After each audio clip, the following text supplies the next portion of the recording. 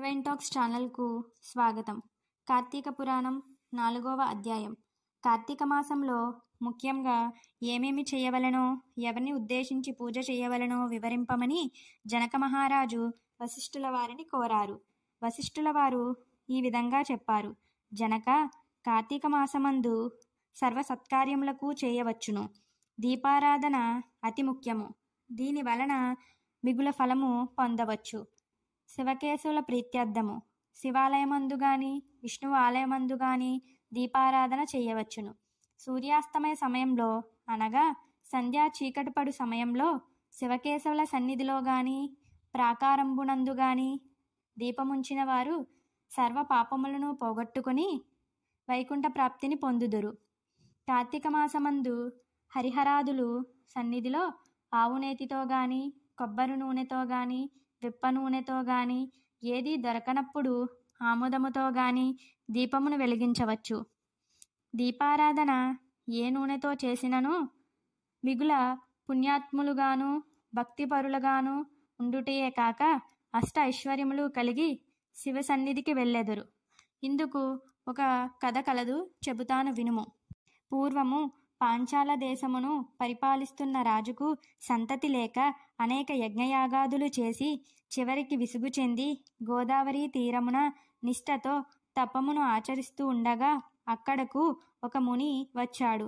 పాంచాల రాజా, నీవెందుకు ఇంత తపము ఆచరిస్తున్నావు అని అడుగగా అప్పుడు ఆ పాంచాలరాజు, నాకు అష్ట ఐశ్వర్యములు రాజ్యము సంపద ఉన్నా కూడా నా వంశము నిలుపుటకు పుత్ర సంతానము లేక కృంగి కృషించి ఈ తీర్థస్నానమున తపము ఆచరిస్తున్నాను అని చెప్పెను. అప్పుడు ఆ ముని, ఓయి, కార్తీక మాసమున శివ సన్నిధిని శివదేవునిని ప్రీతి కొరకు దీపారాధన చేసిన ఎడల నీ కోరిక నెరవేరగలదు అని చెప్పి వెళ్ళిపోయెను. వెంటనే పాంచాలరాజు తమ దేశానికి వెళ్ళి పుత్రప్రాప్తికై అతిభక్తితో శివాలయమున కార్తీక మాసము 1 రోజులు దీపారాధన చేయించి దాన ధర్మాలతో నియమానుసారంగా వ్రతము చేసి ప్రసాదాలను ప్రజలకు పంచిబెట్టెను. విడవకుండా 1 దినములు అటుల చేసెను. పుణ్యకార్యము వలన ఆ రాజుకు పుత్రుడు కలిగాడు. అప్పుడు ఆ రాజకుటుంబీకులు మిక్కులు సంతోషంతో తమ దేశమంతటా ఉత్సవాలు జరిపించారు. బ్రాహ్మణులకు దాన ధర్మాలు చేసి ఆ బాలునకు శత్రుజీ అని నామకరణము చేశారు. అమిత గారాభంతో పెంచుతూ ఉండేవారు. కార్తీక మాస దీపారాధన వలన పుత్ర సంతానము కలిగినందున తన దేశమంతటా ప్రతి సంవత్సరము కార్తీక వ్రతములు దీపారాధనలు చేయుడు అని ఆ రాజు శాసించెను. రాజకుమారుడు సకల శాస్త్రములు చదివి ధనుర్విద్య కత్తిసాము మొదలగునవి నేర్చుకొనెను. కాని యవ్వనము రాగానే దుష్టుల సావాసము చేత తల్లిదండ్రుల గారాభము వలన తన కంటికి కనబడు స్త్రీలను బలత్కరిస్తూ ఉండేవాడు. ఎదిరించిన వారిని దండించుచు తన కామవాంఛ తీర్చుకొనేవాడు. తల్లిదండ్రులు కూడా తమకు లేక కలిగిన కుమారుడని చూసి చూడనట్లుగా విని విననట్లుగా ఉండేవారు. శత్రుజీ ఆ రాజ్యములో తన కార్యములకు అడ్డు చెప్పువారును నరికివేస్తానని కత్తి పట్టుకొని ప్రజలను భయకంపితుల్ని చేస్తూ ఉండేవాడు. అటులా తిరుగుచుండగా ఒక దినమున ఒక బ్రాహ్మణ పడుచును చూసి తటస్థించెను. ఆమె ఒక ఉత్తమ బ్రాహ్మణుని భార్య, మిగుల రూపావతి.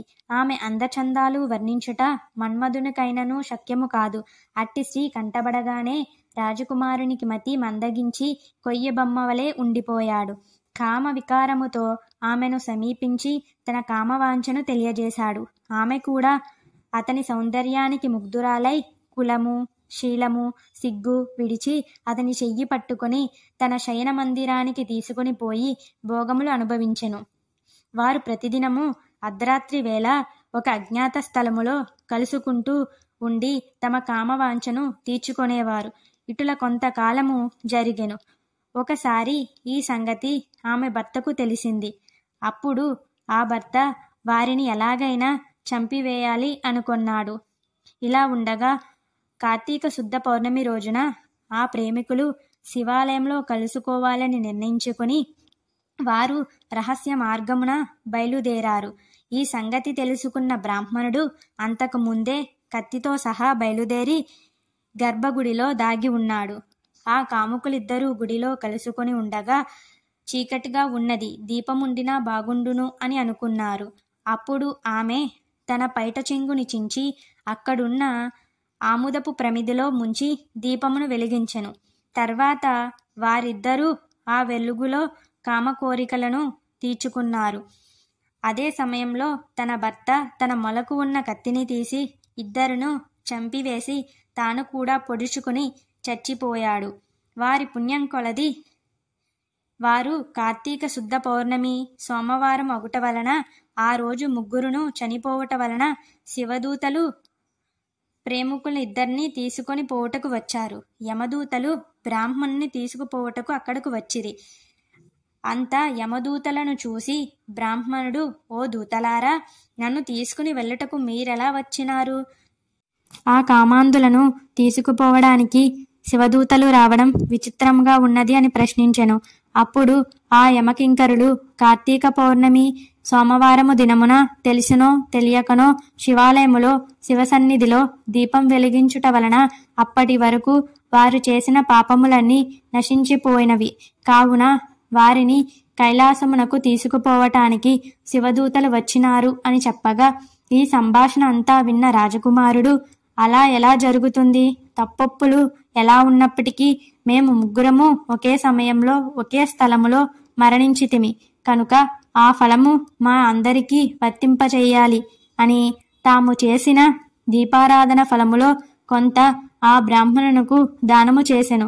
వెంటనే అతనిని కూడా పుష్పక విమానం ఎక్కించి శివ సాన్నిధ్యాన్ని చేర్చిరి. వింటివా రాజా, శివాలయములో దీపారాధన చేయుట వలన ఆ ప్రేమికులు చేసిన పాపములు పోవటయే కాక కైలాస ప్రాప్తి కూడా కలిగెను. కావున కార్తీక మాసములో నక్షత్రమాలయందు దీపము ఉంచిన వారు ముక్తిని పొందుతారు. 4వ అధ్యాయం సమాప్తం.